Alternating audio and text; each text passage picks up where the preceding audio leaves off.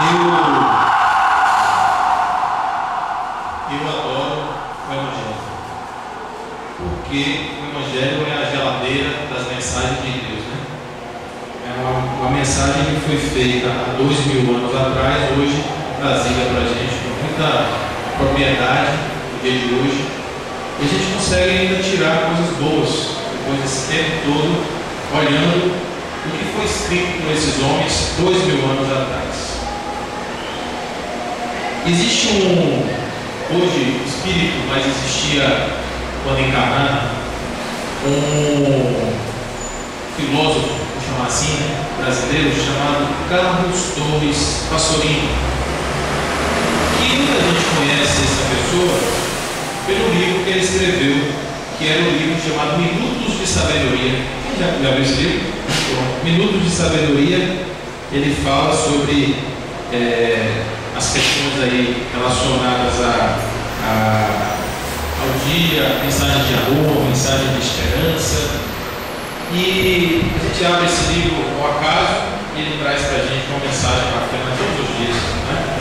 Só que hoje ele está desencarnado, ele já está desencarnado, mas ele continua sendo hoje psicografado por Valdo Franco. E ele tem um livro que ele escreveu enquanto ele estava vivo, né, quando estava encarnado, chama assim, né, porque é mais apropriado, chamado Sabedorias do Evangelho. Ele diz que a leitura do Evangelho precisa de coração aberto, conhecimento do idioma original, né, que nós não sabemos falar grego, então temos que ler português. Mas ele falava que a gente precisava entender o idioma antigo, ter o conhecimento da história e, acima de tudo, a vocação de tentar ver as coisas com um olhar diferente daquele que nos impõe normalmente, que as pessoas colocam, você tem que ver desse jeito. Ele diz que para ler o Evangelho a gente tem que estar com a mente e o coração abertos. Então a mensagem de hoje é uma mensagem que vem do Evangelho segundo o Espiritismo e que está na Bíblia. Eu vou comentar sobre esses textos bíblicos. Verdadeira pureza, mãos não lavadas. Então os escribas e os fariseus que tinham vindo de Jerusalém aproximaram-se de Jesus e lhe disseram: por que violam os teus discípulos a tradição dos antigos, uma vez que não lavam as mãos quando fazem suas refeições? Jesus então lhes respondeu: por que violais vós outros o mandamento de Deus para seguir a vossa tradição?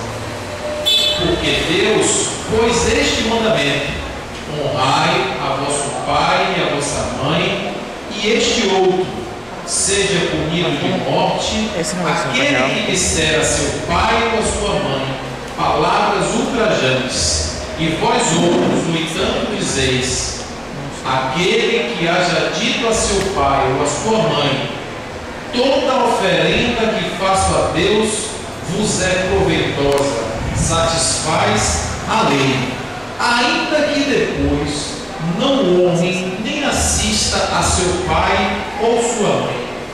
Tornam assim inútil o mandamento de Deus pela vossa tradição.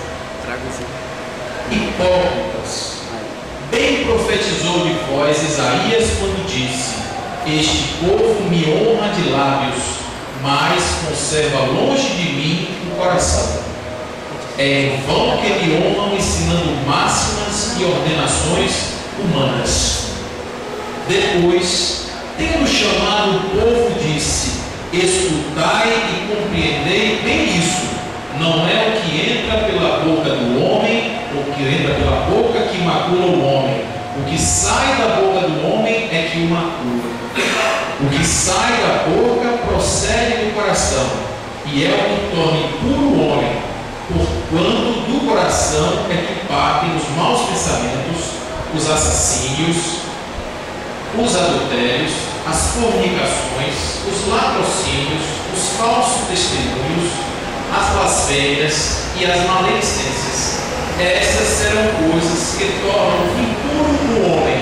O comer sem haver lavado as mãos não é o que o torna impuro. É louco isso, né? Mas quando a gente vê Jesus falar isso no meio de uma reunião, a gente então para dividir. Vamos dividir um pouquinho esse texto, porque ele é grande, e vamos tentar entender ele hoje. Né? Vamos começar com a primeira parte desse texto que fala sobre essa reunião que existiu entre Jesus, os escribas e os fariseus.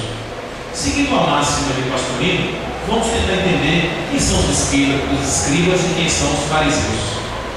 Naquele tempo, a lei, chamada lei de Deus, era passada de boca a ouvido, ouvido a boca, como se diz. Eram leis orais, não eram leis escritas.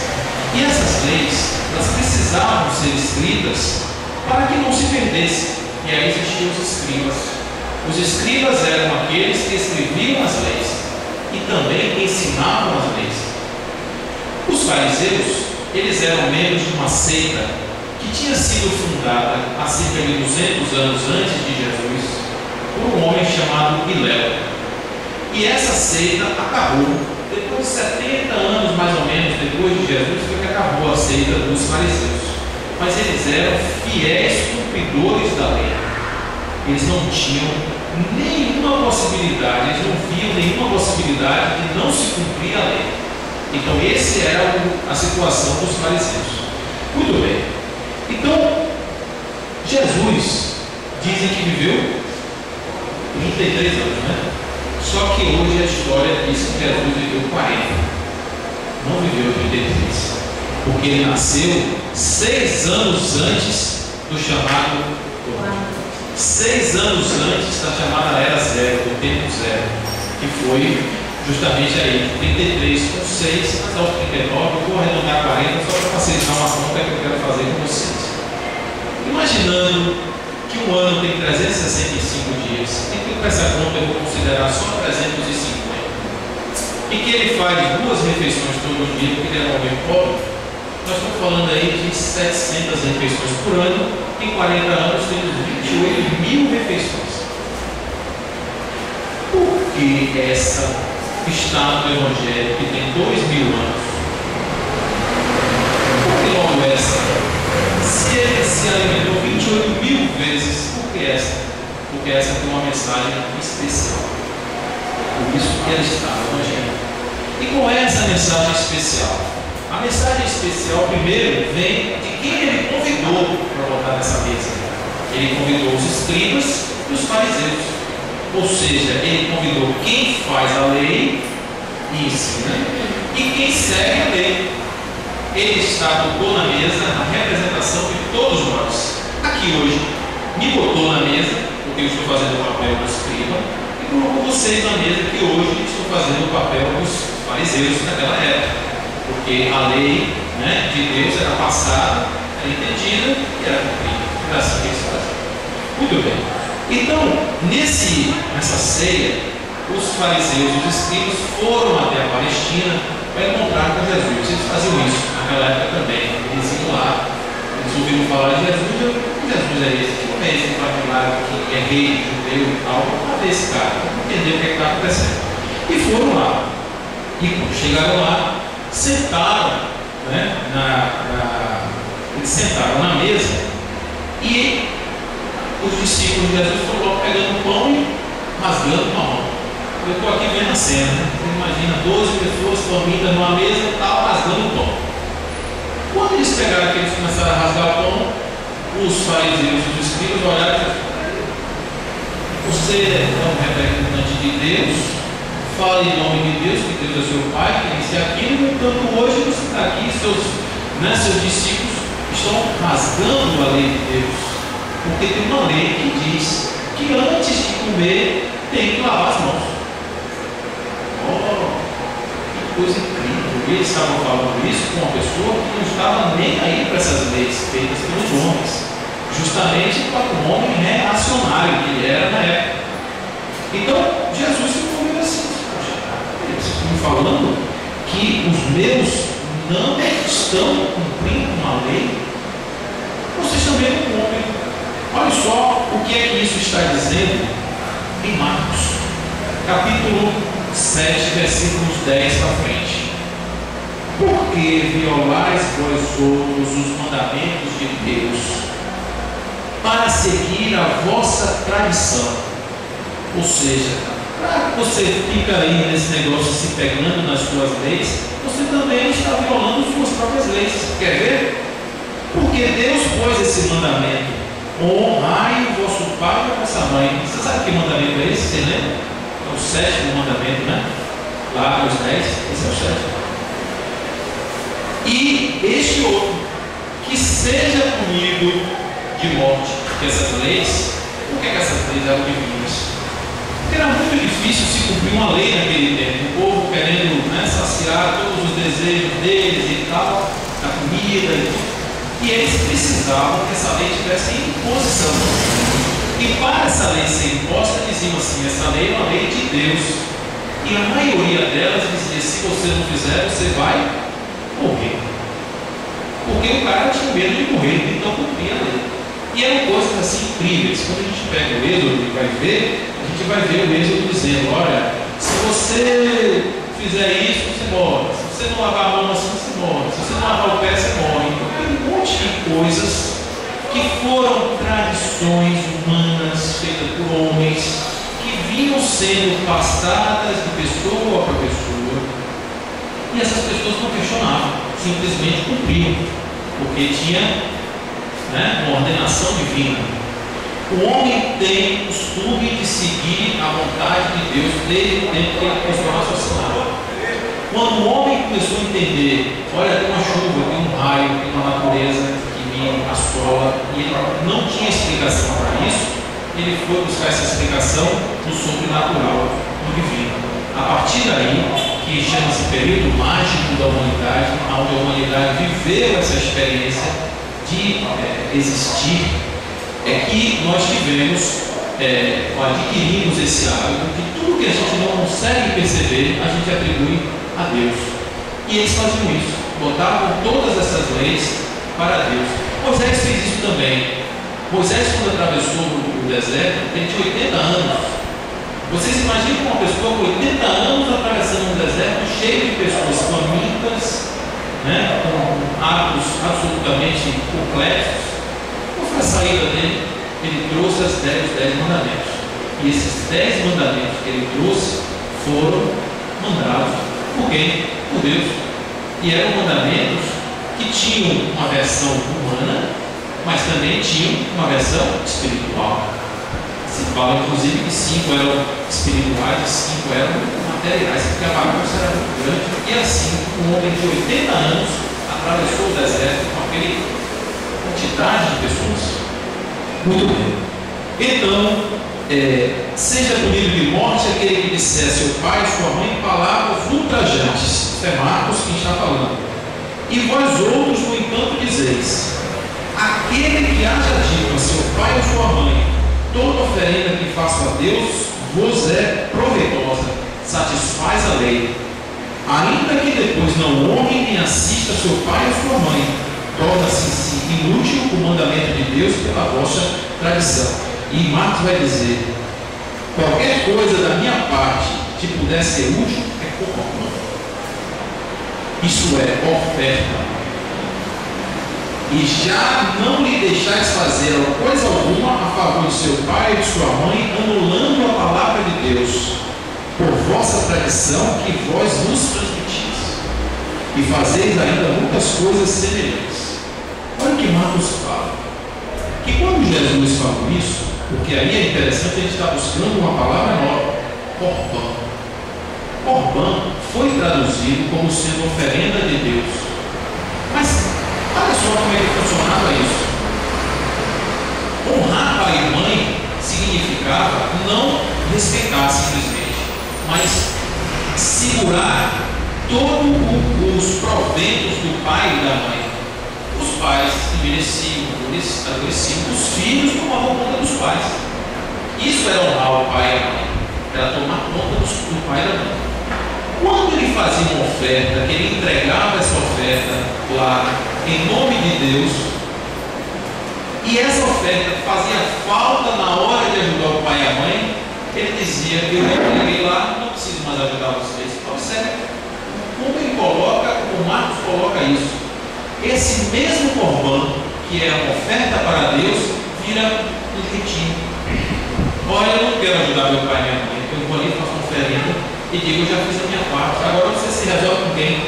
Com Deus, porque ele me disse que vai cuidar de vocês se eu fizer uma oferta para a igreja.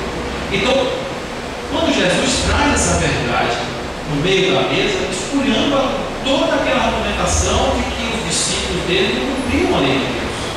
Ele faz com que as pessoas reflitam que o que está escrito, o que está dito, o que é para ser feito, não é aquilo que deve ser cumprido ao pé da letra. Não é? Então isso foi de cara a receptividade que os fariseus e os escribas tiveram. Olha, gente, essa lei que você está trazendo não é uma lei de Deus, assim dizia Jesus. Por quê? Porque vocês mesmos não estão cumprindo com essa lei, dizendo que estão fazendo essa proteção. Vocês estão usando a lei em benefício próprio. Hoje, a gente olhando o homem legislador, o homem legislador de hoje que faz leis para benefício próprio? Será que não? Quando os deputados se reúnem para fazer as leis lá no Congresso, eles não fazem leis que beneficiam grupos, amigos, imagina isso que a gente vê ali. Então, os legisladores continuam fazendo as mesmas coisas. A única diferença é que ele não pode dizer que essa lei é de Deus, que se a pessoa não cumprir, morre. Só não pode fazer isso. Mas outras coisas eles fazem. Então a humanidade passa o tempo e continua repetindo as mesmas coisas. Certo? Então, quando Jesus fala isso, fala corban, ele está querendo dizer que as pessoas manipulavam as leis, os costumes, ao seu belo prazer. A palavra, ela precisa ser bem entendida, porque senão a palavra, ela mata. Como dizia Paulo, a palavra ingesta, mata. O Espírito vivifica. Ou seja, se não tiver essência do que eu estou dizendo, essas palavras não têm significado algum. E aí vai dizer Jesus: hipócritas, bem profetizou de vós Isaías, quando ele disse: esse povo me honra com a boca, com os lábios, mas conserva longe de mim o coração, e em vão me honra, ensinando máximas de ordenações do quê? Humanas. Então ele está falando que aquelas leis que estavam sendo colocadas não eram leis divinas, eram leis humanas, e que não dava para ficar empurrando as pessoas a situação de você ter que aceitar simplesmente porque alguém quis impor-se. Estamos com uma companhia agradável. Ela quer a luz, né? Todos nós queremos a luz, ela também quer a luz, né? Então, dizia mais: é mais fácil cumprir os preceitos do que limpar o coração. Olha só que legal isso aqui. É mais fácil criar uma lei que não me custe nada, que seja uma lei fácil de cumprir. Lave a mão antes de comer, que você está agradando a Deus. Não é assim? Então, é muito mais fácil fazer isso do que perdoar o pecado, ou perdoar a ofensa do irmão, amar os nossos inimigos. A lei de Jesus é muito mais difícil de se cumprir. Essa lei do perdão, do amor, da verdade, muito mais difícil. Não é muito mais fácil eu lavar o pé antes de dormir do que perdoar meu inimigo? Claro que, né? Então, é mais fácil cumprir preceito do que limpar o coração. Pestalozzi foi o professor de Allan Kardec. Foi ele que ensinou tudo para Allan Kardec de educação. E Pestalozzi dizia que a criança precisava, antes de entender ou aprender a palavra, a criança precisava entender o espírito da religião, né? E ela estava ali com Pestalozzi estava dizendo: olha, se vocês ensinarem a uma criança a palavra antes do espírito, vocês vão manipular essa criança. Vocês vão dizer à criança: ó, faça assim, não faça assado, faça desse jeito. E ela vai fazer porque ela aprendeu a fazer assim. Foi essa a lição que foi dada. Depois de tudo isso, Jesus vai dizer: escutai e compreendei bem isso. Não é o que entra na boca que matura o homem. O que sai da boca do homem é que o matura. O que sai da boca procede do coração, e é o que torna impuro o homem, porquanto do coração é que partem os maus pensamentos, os assassínios, os adultérios, as fornicações, os patrocínios, os falsos testemunhos, as blasfêmias, as maledicências. Essas são as coisas que tornam impuro o homem. E comer sem haver lavado a mão não torna o homem impuro. Isso está em Marcos, capítulo 7, versículos 18 para frente, e em Mateus, capítulo 15, versículos 11 para frente. Então, vai Jesus agora e diz assim: o que sai da boca do homem é o que o matura. Porque o que entra, o organismo vai se encarregar de botar para fora. Se ele comer um boi, daqui a uma semana não vai ter mais nenhum pedaço desse boi dentro dele. Mas se ele falar mal de alguém, ou se ele pensar, ou se ele disser um monte de coisa que não deve, daqui a uma semana, um ano, 10 anos, esse sentimento estará no seu coração. É por isso que o que sai da boca do homem é o mal que está no seu coração. E diferente da comida. A comida eu como e eu vou botar por fora, nas energias e todos os processos mais. Mas as palavras, os sentimentos, não. Eu vou guardar dentro de mim. E vou ter ele para o resto da minha vida guardado dentro de mim. E Jesus vai dizer mais: tudo que é material tem essa mesma propriedade. Tudo que está fora de mim, que não sou eu, significa que é perecível. Você vai consumir e vai acabar. Eu desejo ter uma casa. Aí eu trabalho, como uma casa. Agora eu quero o quê? A casa, eu quero uma casa, eu quero os móveis da casa. Aí eu trabalho, agora eu quero o quê? Eu quero um carro, eu quero outras coisas. E o homem vai se colocando sempre no lugar que ele não está. A economia hoje vive no mundo um problema, porque o homem sempre quer muito mais do que tem.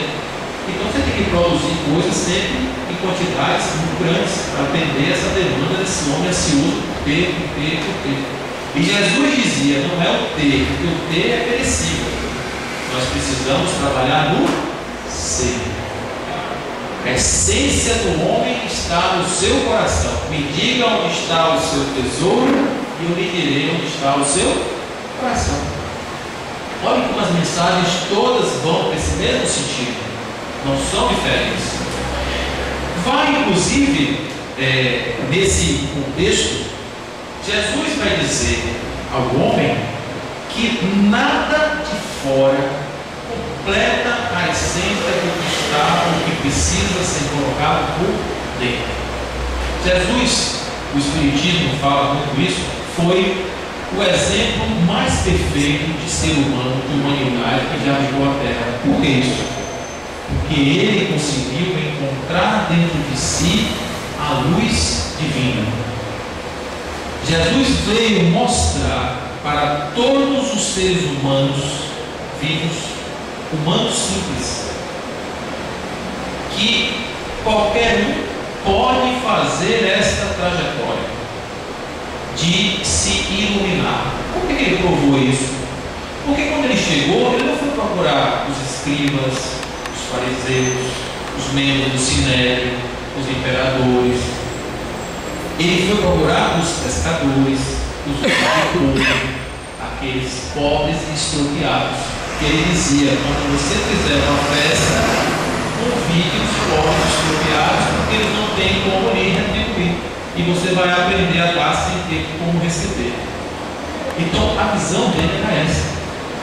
E ele fez o que com esses pescadores de peixes que viraram pescadores de almas? Ele mostrou a eles o caminho, a verdade e a vida. Ele veio para ensinar a esses homens como fazer para se libertar desse ego material, né, que se transforma em orgulho, em egoísmo. As mensagens de Jesus eram muito difíceis para aquele povo. E depois que Jesus morreu, os cristãos se martirizavam porque eles entenderam que era através do martírio que eles não conseguiriam se igualar a Jesus. E Jesus nunca quis que ninguém morresse por ele. Ele disse que o homem pode se libertar simplesmente tendo um coração puro. Olha como é simples. O homem que tem um coração puro, que se desapega, ele é um homem livre e, consequentemente, um homem feliz. Essa é a mensagem de Jesus. Ele não quer que ninguém sofra. Ele quer apenas que as pessoas encontrem a sua verdadeira essência dentro do seu coração. E diz isso aqui: não é o que entra pela boca do homem, mas o que sai da boca do homem.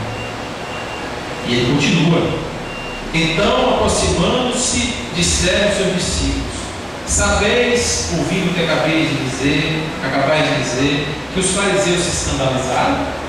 Ele, porém, respondeu: arrancada será toda a planta que meu Pai Celestial não plantou. Deixai-os, são cegos que conduzem cegos. Se o cego conduz outros, caiamos no fosso. Isso que fala é Mateus capítulo 15, versículos de 1 a 20. Ele conta essa historinha. Então, olha só o que ele está dizendo isso aqui. Quando eu estou aqui falando para vocês, se eu estiver com um ensinamento distorcido, o que é que eu estou fazendo com vocês? Eu estou sério, tentando criar pessoas que querem a luz. Não é assim?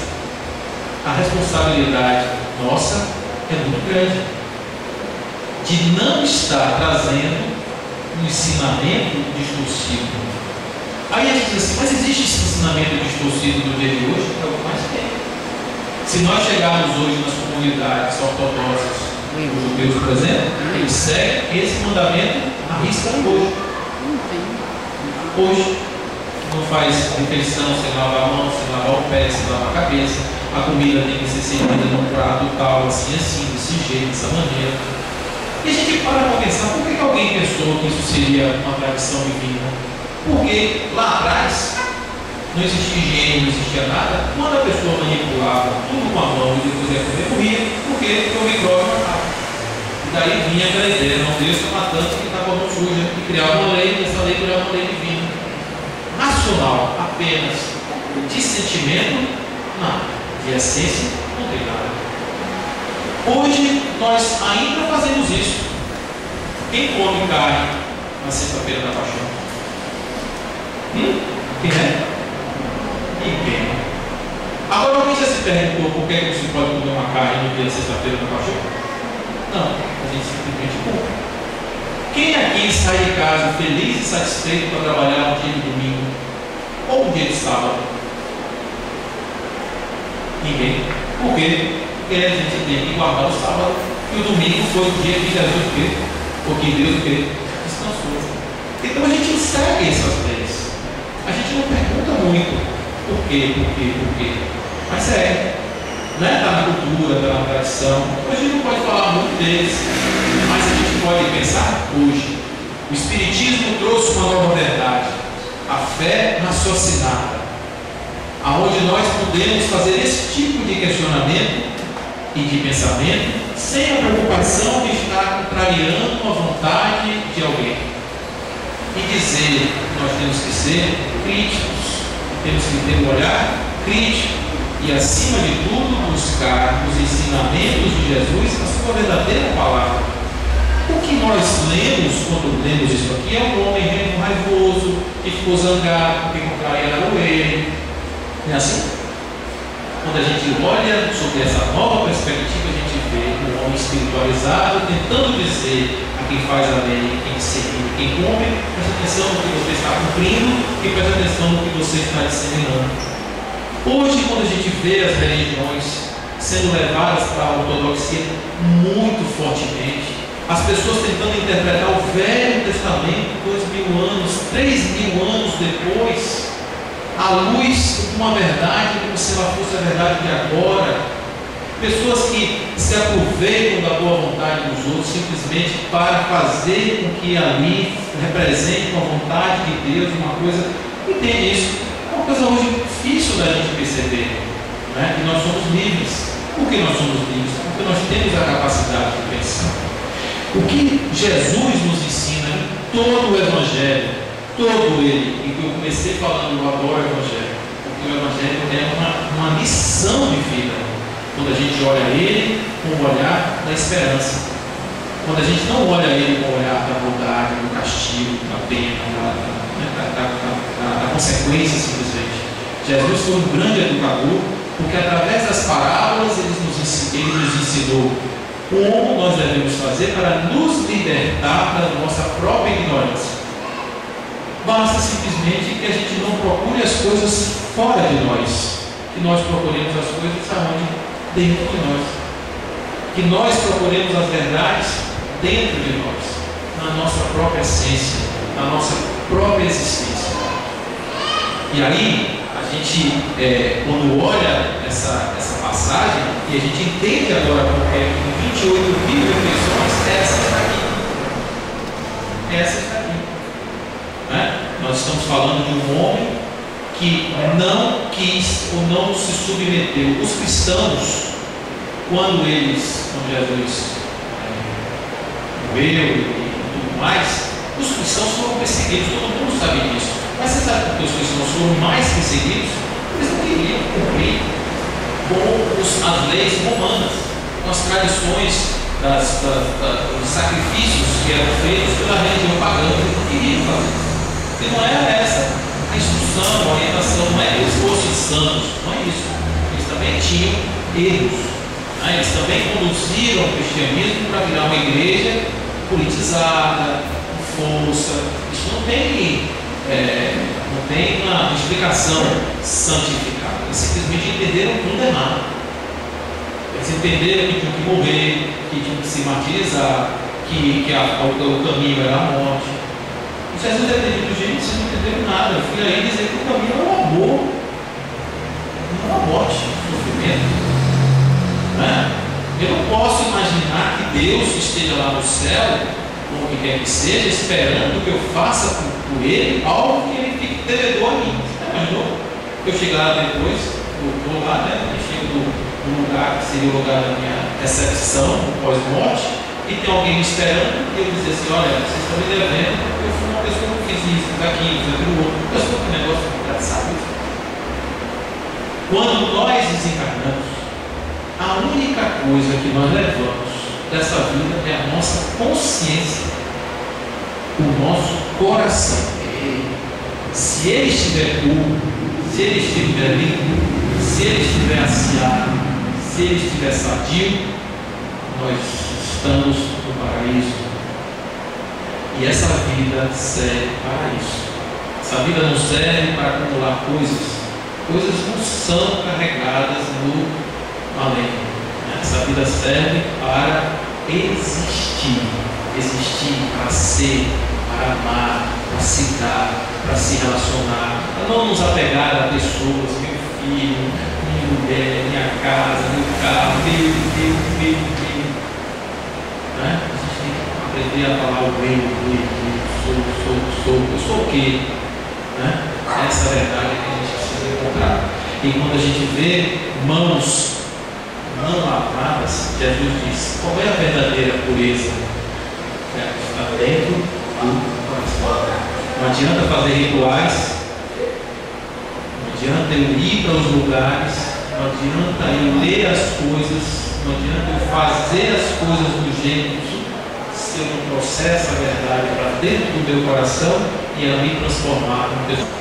Depois que Jesus morreu, os cristãos se martirizavam porque eles entenderam que era através do martírio que eles não conseguiriam se igualar a Jesus. E Jesus nunca quis que ninguém morresse por ele.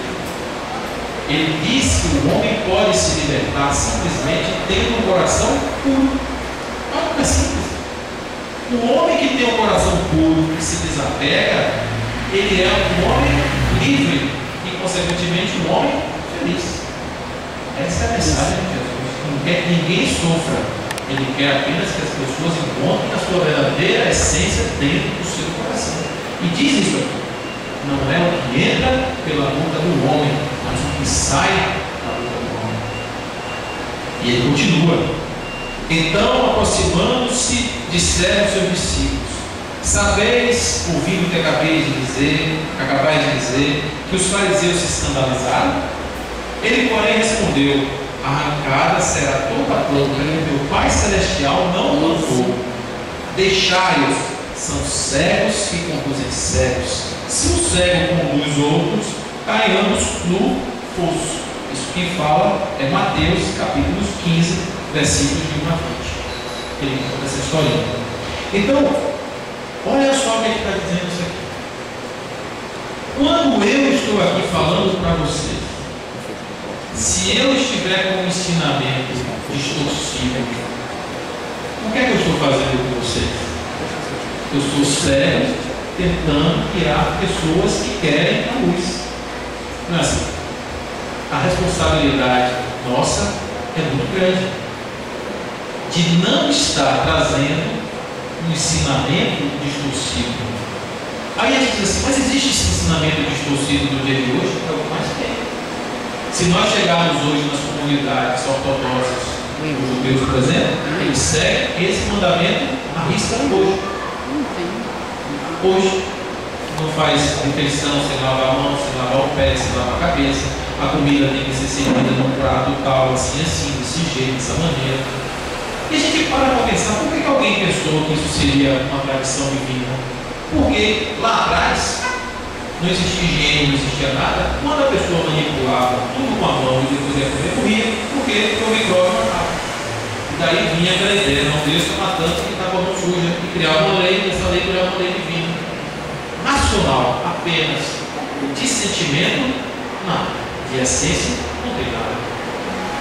Hoje nós ainda fazemos isso. Quem come carne na sexta-feira da paixão?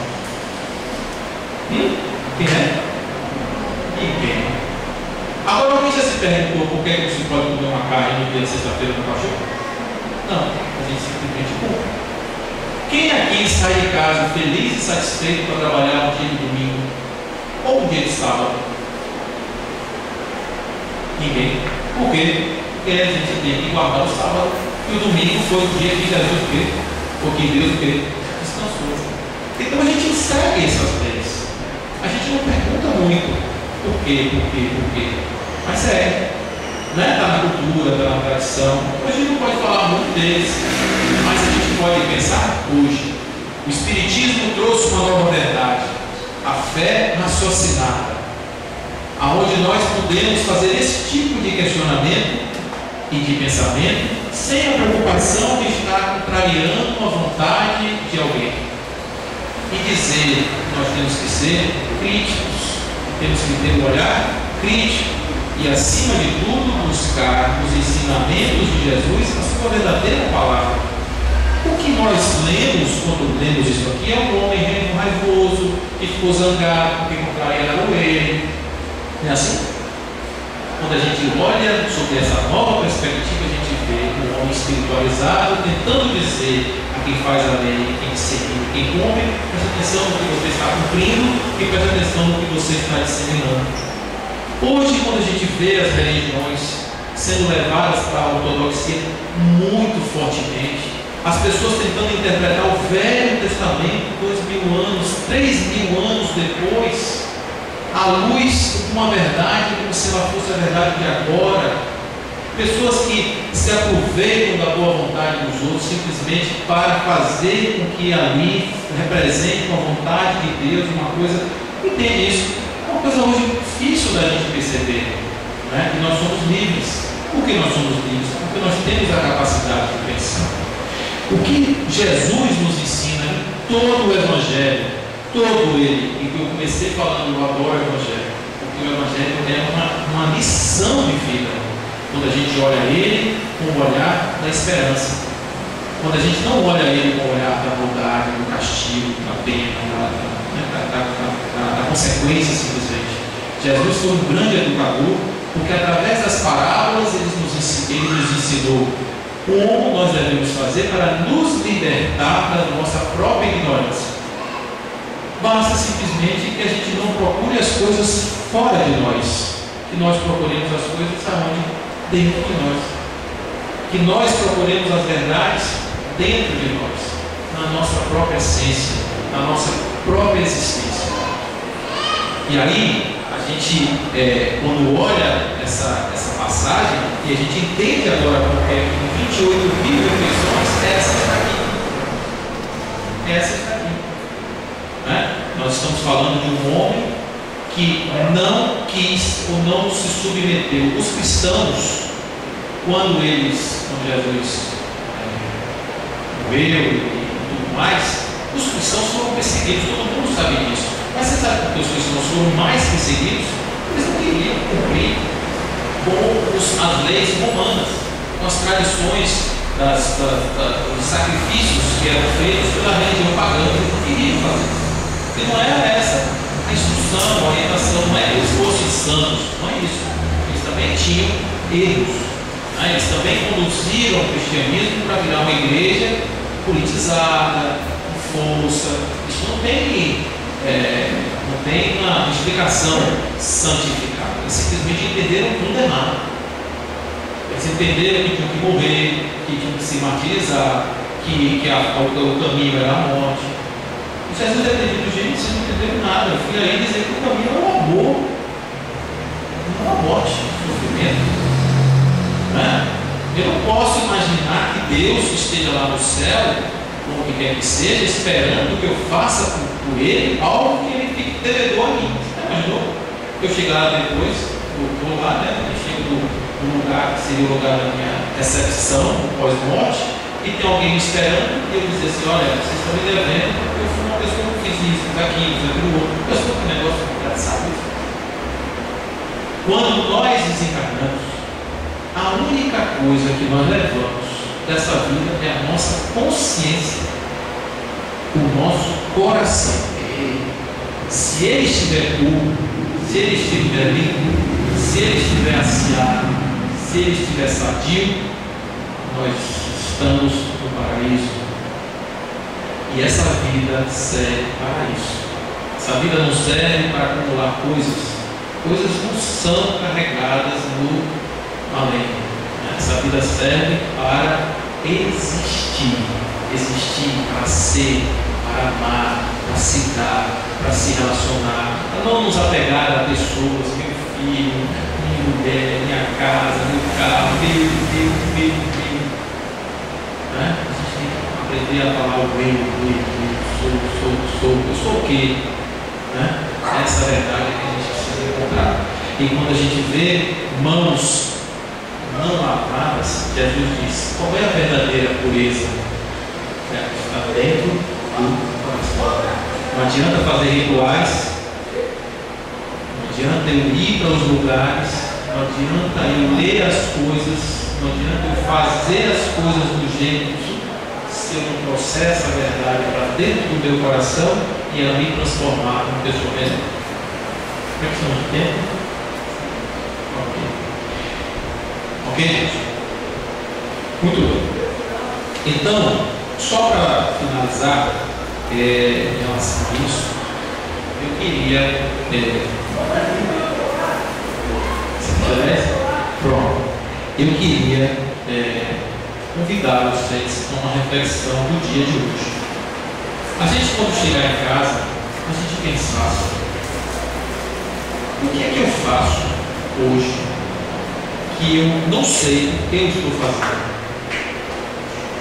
O que é que eu sigo hoje que eu não sei por que eu estou seguindo?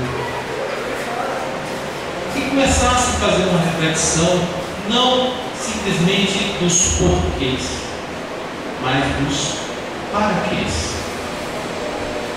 Olha como muda tudo. Quando eu digo por que aconteceu isso? Por que aconteceu aquilo? Por que foi assim? Por que foi assado? Não é assim que a gente fala? E a gente fica sempre nos colocando numa posição: puxa, eu agora, né, André? A gente está nessa situação do grupo agora, né? Então a gente vive uma realidade onde a gente diz assim: olha, por que aconteceu isso comigo? Aí a gente se coloca no lugar de quem? Né? Porque alguém me causou um mal. Mas quando eu mudo essa pergunta, ao invés de perguntar por quê, eu agora vou perguntar para quê? Para que aconteceu isso? Quando eu digo para quê, eu estou olhando o passado ou estou olhando o futuro? Para que o futuro? Para que aconteceu isso comigo? Para que eu faça outras coisas? Para que eu reflita? Para que eu mude os meus hábitos? Para que eu me torne uma pessoa diferente da que eu sou? Para que eu reflita que as coisas não têm a essência, o valor que eu acho que tinha? Para quê? E não por quê? Porque Deus, essa essência universal, não é uma pessoa que está preocupado se nós estamos cumprindo leis que foram feitas por nós para disciplinar um comportamento errado nosso. Porque o homem traz íncito na sua natureza o erro. Porque nós somos processo evolutivo. Nós ainda estamos aprendendo a lidar com nossas coisas, com nossa essência, com nossa vida. Então, para isso, nós temos uma sociedade que nos disciplina, temos leis humanas que nos regulam. Então, eu vivo a minha vida inteira fazendo o bem, porque uma lei impede fazer o mal. Mas eu tenho que estar preocupado somente com isso? Não, eu tenho que estar preocupado em saber se o mal está dentro de mim. E eu só vou fazer esse caminho se eu perguntar para quê. E tiver humildade de entender que essas lições que nos chegam todos os dias, batem na nossa porta uma nova lição. A mulher chorava muito porque seu filho morreu. E ela ficou desesperada, carregava esse filho para baixo e para cima, todas as forças que ela tinha, o menino, e ela querendo uma solução para fazer o menino voltar à vida. E ela não conseguia. E ela procurou todos os médicos, ninguém deu uma solução. E ela soube de um grande mago que ficava em cima da montanha. Ela pegou essa criança e sobe a montanha para encontrar com esse mago. Quando ela chega lá em cima, ela encontra o mago. E ela diz: Sou fulano, eu gostaria que o senhor trouxesse meu filho de volta à vida, porque eu sou uma pessoa muito boa.